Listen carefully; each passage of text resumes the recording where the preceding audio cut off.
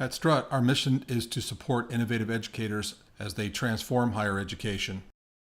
As an IDQ, an interactive discussion question is really simple. It's just a spot for you to embed as a faculty member an interactive discussion that's a one-on-one between you and the student right directly inside of the curriculum. Now, the cool thing about this is that the student can respond. You can respond to the student's response. You can also assess, as you'll see a little bit later, and get into a two-way discussion that's really unique. So now let's take a look at the anatomy of an interactive discussion question. We call them IDQs. I'm going to call them IDQs from now on to make it short. But obviously, we talked a little bit earlier, they're embedded in the courseware, meaning as a student is paginating through or turning the pages of the digital textbook, that's where it'll appear. There's also a compliance component of that because we track that interaction and we also track the faculty's final assessment of that interaction, and the faculty makes the decision whether or not it's substantive or not. And then in addition to that, the efficiency, we'll see a little bit later on, there's this thing called workflows that is unique to Strut, and it really developed to manage the asynchronous self-paced nature of the type of education that the platform was built for, but it's also something that faculty has always wanted. And as a faculty member myself, it was something I always wanted. So when I saw it, I was like, wow, that is super cool. I got to be a part of this. So now that we know the anatomy, let's jump into the student experience. So we're in the student platform view right now. We're going to take a look at the assessments briefly. See, there's 4 projects assessments. And then we're going to jump into the activities. The learning activities are where these interactive discussion questions are going to manifest themselves. Let's go ahead and dive into the first objective and take a look at the curriculum. You can see here the student can paginate. They can go off the platform to consume some external content. And then eventually right in front of them appears the interactive discussion question. What we'd like to do now is just quickly cut and paste some things in there so we can kind of see what happens from the student perspective.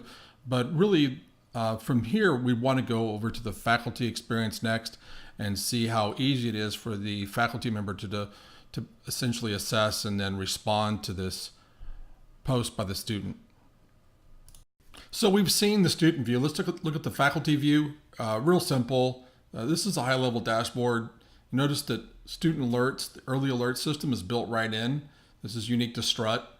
I think this gives me everything I need to know as an instructor who's looking to reach out to me. But let's jump right into the workflow engine. This is the workflow. I could spend all day here, but you'll notice that there are plenty of features and functions here, but workflow brings all of your work into a single interface. But let's click into Paul and take a look at the IDQ he just submitted. Now notice it's a single click. I'm ready as a faculty member. I'm hypersensitive to the clicks because that drives work. I'm bringing the work to you, trying to get that work done as fast as I can, as organized as possible. That's what Workflow Engine's all about. Here I'm replying to the IDQ and spend 20 or 30 seconds looking at the post, assessing it. Again, is this regular and substantive? Well, the regular part, it means rule, but the actual substantive piece is really about the question and the answer, and it's really the faculty's decision whether or not the answer is substantive.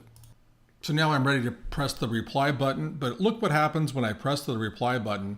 After I've assessed this, I need to make one more decision. Is this substantive or not? And now this is where it's recorded. So the faculty member can continue the dialogue.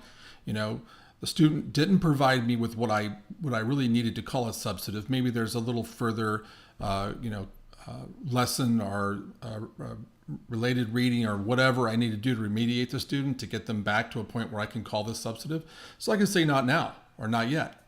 And perhaps the student was spot on, and then I can affirm. And then from there, the student can move on to the next objective. To reiterate, embedded in the courseware, yeah, you can have OER, external content, whatever, but you can still pull this off on Strut. The only platform out there that has this, especially the efficient part, right? Workflows. You got to just get a little taste of those today.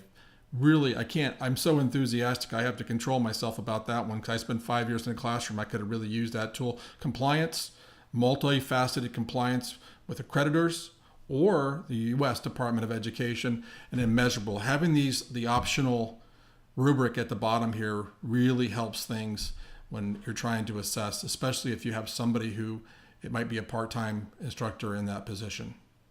Well, thanks so much for your time. Lee Johnston, my contact information will be someplace on the page that you found this video. And again, I appreciate your time. Reach out to me if you have any questions, and I'd love to hear what you think about what we're doing at Strut.